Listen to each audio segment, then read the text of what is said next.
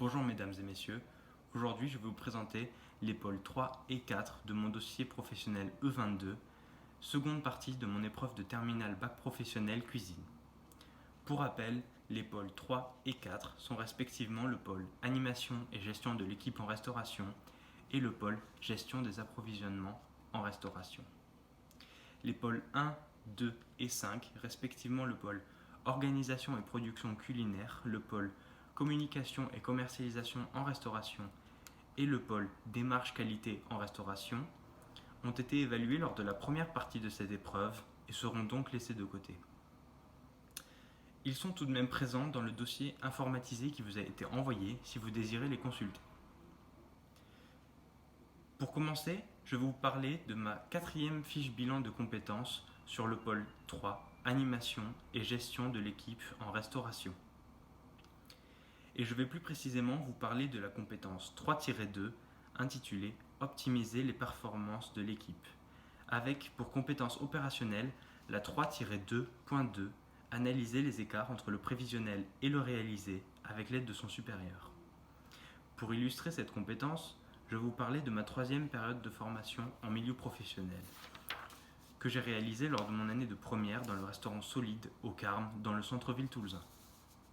Lors de ce stage de 4 semaines, quotidiennement, avant de commencer notre journée de travail, mon maître de stage et moi-même établissions une liste des tâches que j'aurais à réaliser lors de ma journée de travail. Nous estimions ensuite le temps effectif que ces tâches devraient durer, ce qui m'a permis également de m'entraîner à estimer le temps d'une tâche en fonction de sa charge de travail.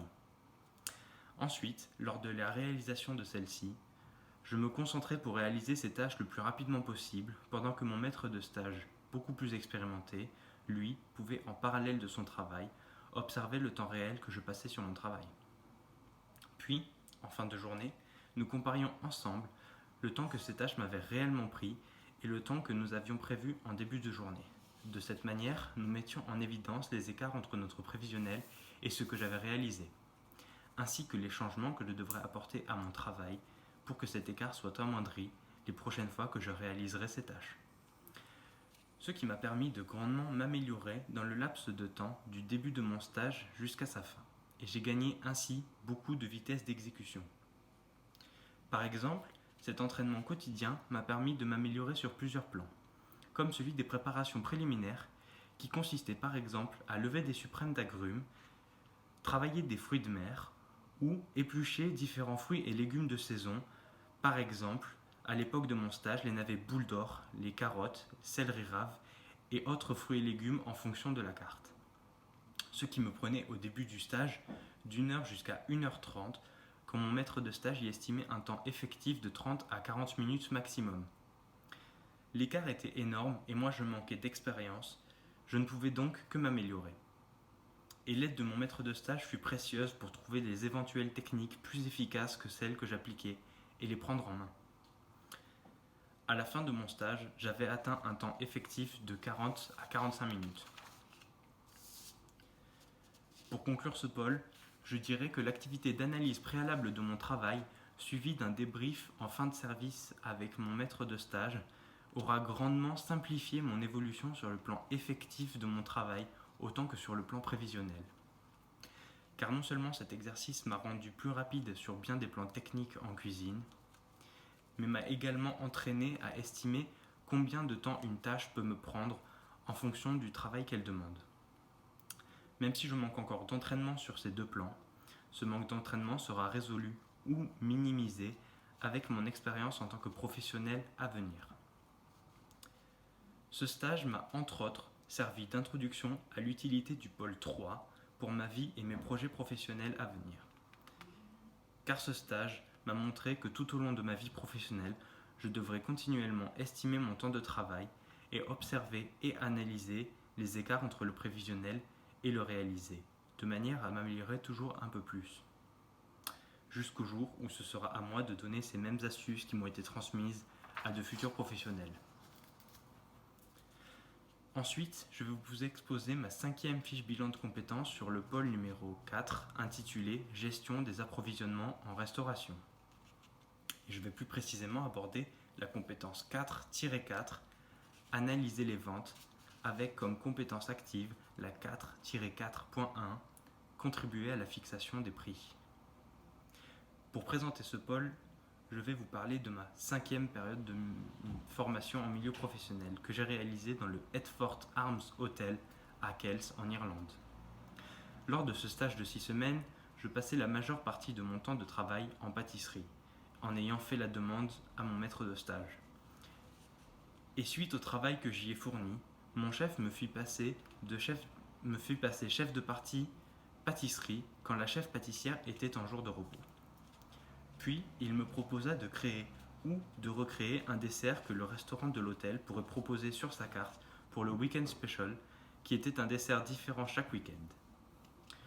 Pour ce dessert, j'ai décidé de cuisiner un éclair praliné au citron, qui est un éclair à base de lemon curd, de marmelade et de praliné. Afin d'élaborer ce dessert, il m'a fallu établir une fiche technique pour déterminer le prix qu'allait avoir ce dessert et surtout les quantités et les techniques dont j'allais avoir besoin. Une fois la fiche technique élaborée, je me suis servi des bons de commande que mon chef m'avait fournis pour trouver le coût matière total de ma fiche technique, qui était donc pour 8 couverts. Puis, j'ai demandé à mon chef quel était le pourcentage du ratio matière, ce qui me permettrait de savoir quel pourcentage du prix de commercialisation mon coût matière unitaire allait représenter. Le ratio matière était de 20%. Cela signifie que le coût matière unitaire représente 20% du prix de commercialisation pour ce dessert. J'ai divisé le coût matière total de ma fiche technique par 8 pour obtenir le coût matière unitaire. Puis j'ai divisé ce coût unitaire par 20 avant de le multiplier par 100, ce qui me donnait le prix de commercialisation. Puis j'ai donné les résultats de ce travail à mon chef qui a validé mon travail et qui a proposé mon dessert sur sa carte le week-end suivant. N'ayant pas gardé les documents qui m'avaient été fournis et les documents que j'avais produits, j'ai fait une estimation en me servant des prix du cours actuel du marché pour les prix des produits.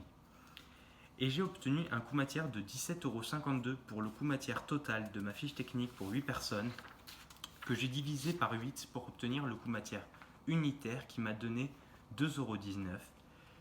J'ai divisé ce même résultat par 20 avant de le multiplier par 100, me fournissant le résultat de 10,95 € comme prix de commercialisation. Je pense pouvoir conclure ce pôle en disant sans trop me tromper que cet exercice en conditions réelles de fixation du prix de vente m'a bien aidé à me préparer pour mes projets futurs, durant lesquels, j'en suis certain, j'aurai besoin d'appliquer ces techniques essentielles à plusieurs reprises. Elle me permettra également de connaître ou de fixer les coûts matières grâce aux fiches techniques. De plus, cela m'a servi d'entraînement à la lecture des bons de commande lors de la réalisation de la fiche technique. Car c'est la seule et unique fois où on m'a proposé de fixer le prix d'un produit fini pendant mes stages. Pour conclure ce dossier, je vais vous demander d'observer les pôles 1, 2 et 5 de mon dossier, dont je ne suis pas fier, mais qui, quand on les compare aux 2 derniers pôles que je vous ai présentés aujourd'hui, sont, selon moi, une preuve supplémentaire de mon évolution en tant que futur professionnel. Car si ce dossier m'a bien aidé à apprendre de mes erreurs, il m'a également et surtout aidé à me rendre compte d'à quel point chaque expérience, même celles qui semblent banales ou être des échecs, me font grandir et mûrir professionnellement. Ce qui est un élément non négligeable quant aux nécessités que le métier de mes rêves demande. Les expériences que j'ai vécues en milieu professionnel et au lycée m'ont montré que mes projets ne sont pas si réalisables que ce que je pensais avant d'entrer en seconde. Merci de m'avoir écouté.